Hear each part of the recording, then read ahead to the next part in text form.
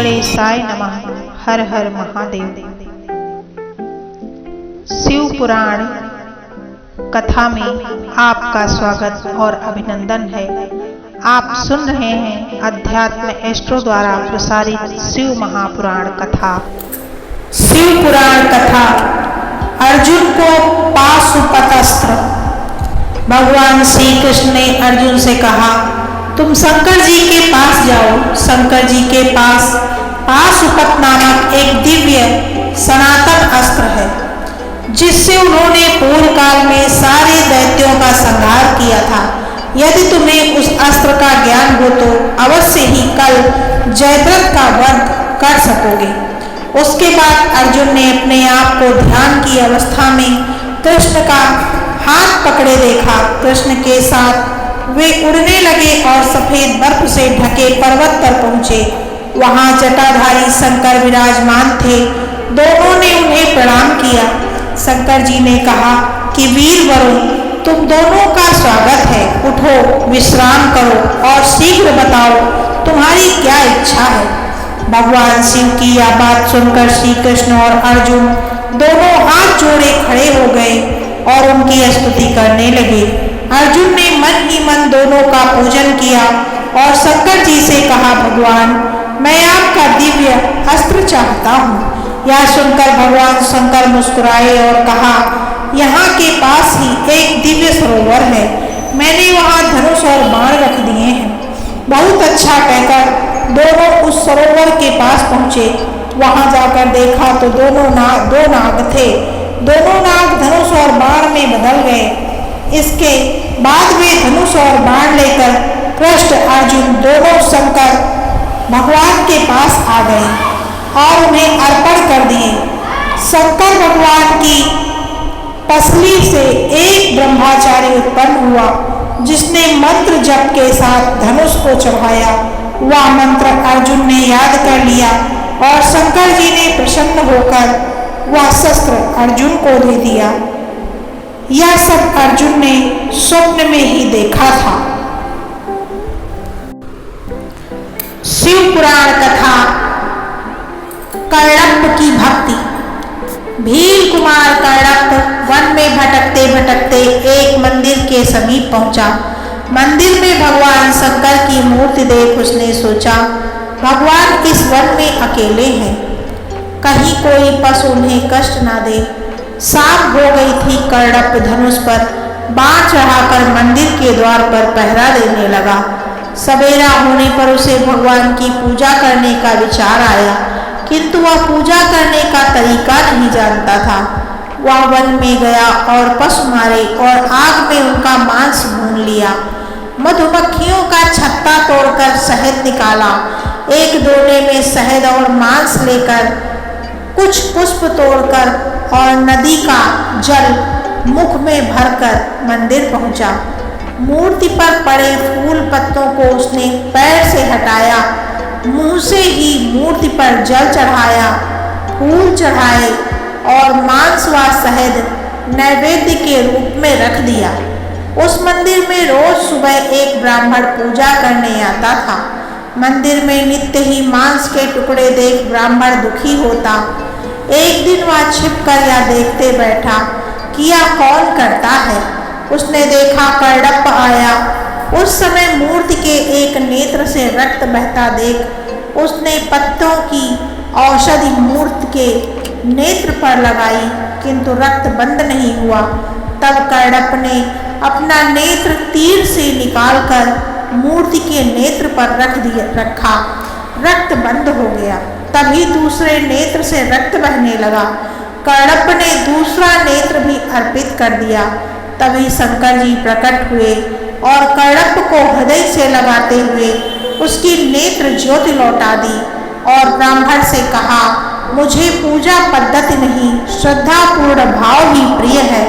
वस्तुतः ईश्वर पूर्ण समर्पण के साथ किए स्मरण मात्र से ही प्रसन्न हो जाते हैं और मंगल आशीषों से भक्त को तार देते हैं।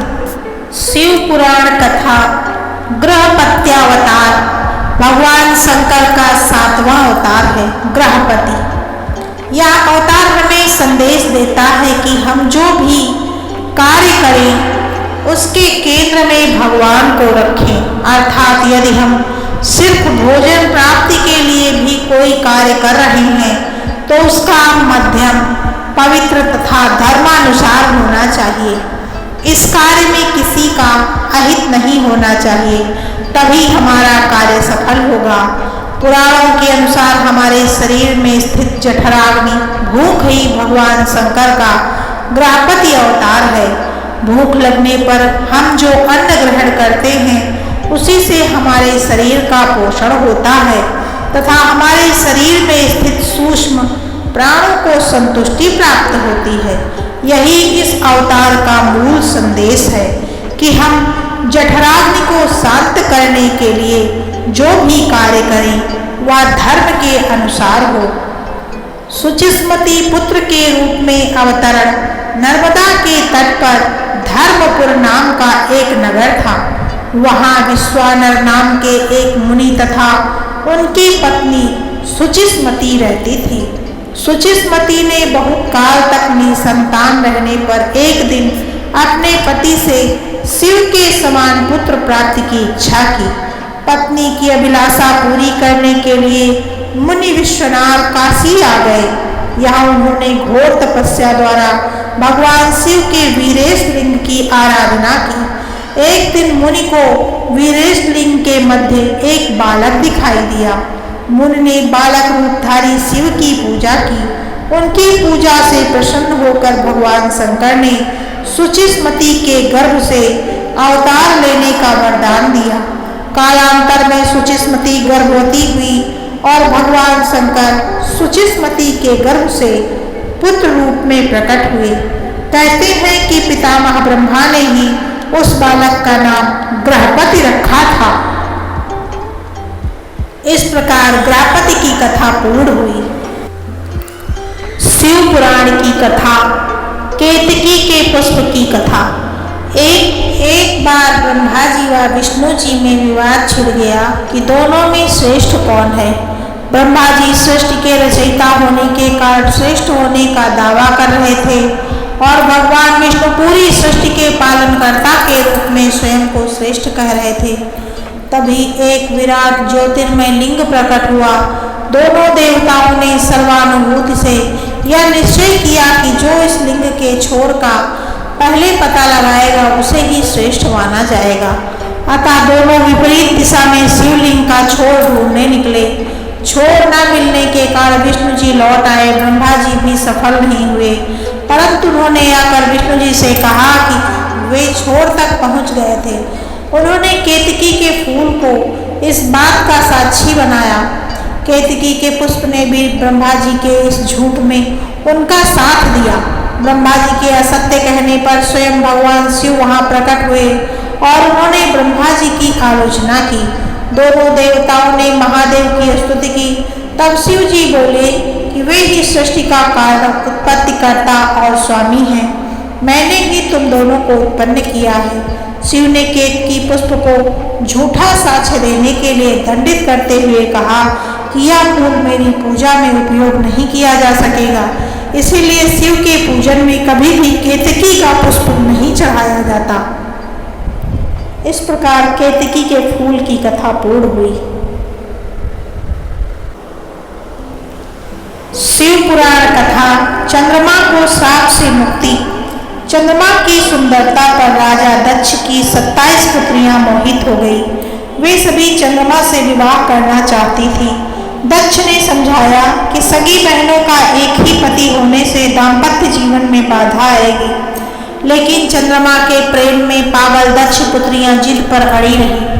अश्विनी सबसे बड़ी थी। उसने कहा कि पिताजी, हम आपस में मेल जोल से मित्रवत रहेंगे, आपको शिकायत नहीं मिलेगी। दक्ष ने 27 कन्याओं का विवाह चंद्रमा से कर दिया। विवाह से चंद्रमा और उसकी पत्नियां दोनों बहुत प्रसन्न थे, लेकिन ये खुशी ज्यादा दिनों तक नहीं रही। जल्द ही चंद्रमा 27 बहनों में से एक रोहिणी पर ज्यादा मोहित हो गए और अन्य पत्नियों की उपेक्षा करने लगे। यह बात दक्ष को पता चली और उन्होंने चंद्रमा को समझाया कि कुछ कुछ दिनों तक तो चंद्रमा ठीक से रहे, लेकिन जल्द ही वापस रोहिणी पर उनकी आसक्ति पहले से भी ज्यादा अधिक हो गई। अन्य पुत्रियों के विलाप से दुखी दक्ष ने फिर चंद्रमा से बात की, लेकिन उन्होंने इसे अपना निजी मामला बताकर दक्ष का अपमान कर दिया।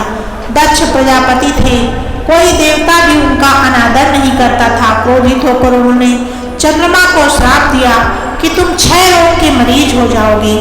दक्ष के श्राप से चंद्रमा क्षय रोग से ग्रसित हो गया, धूमिल हो गए, उनकी चमक समाप्त हो गई, पृथ्वी की गति बिगड़ने लगी। परेशान ऋषि मुनि और देवता भगवान ब्रह्मा की शरण में गए। ब्रह्मा दक्ष के पिता थे, लेकिन दक्ष के शाप को समाप्त कर पाना उनके वश में न था। उन्होंने देवताओं को शिव जी की शरण में जाने का सुझाव दिया। ब्रह्मा ने कहा, चंद्रदेव भगवान शिव को तप से प्रसन्न करें, दक्ष पर उनके अलावा किसी का वश नहीं चल सकता। ब्रह्मा की सलाह पर चंद्रमा ने शिवलिंग बनाकर घोर तपस्या आरंभ कर दी। महादेव प्रसन्न हुए और चंद्रमा से वरदान मांगने को कहा। चंद्रमा ने शिव जी से अपने सभी पापों के लिए क्षमा मांगते हुए क्षय रोग से मुक्ति का वरदान मांगा।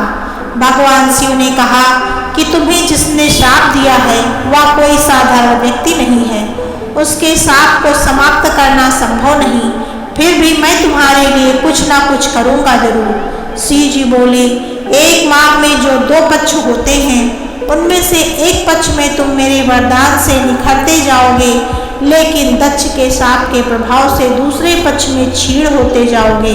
शिव के वरदान से चंद्रमा शुक्ल पक्ष में तेजस्वी रहते हैं और कृष्ण पक्ष में धूमिल हो जाते हैं।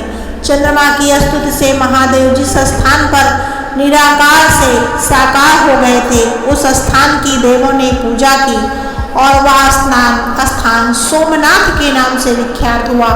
चंद्रमा की वे 27 पत्नियां ही 27 विभिन्न नक्षत्र हैं। शिव पुराण की कथा में इस प्रकार वर्णित है।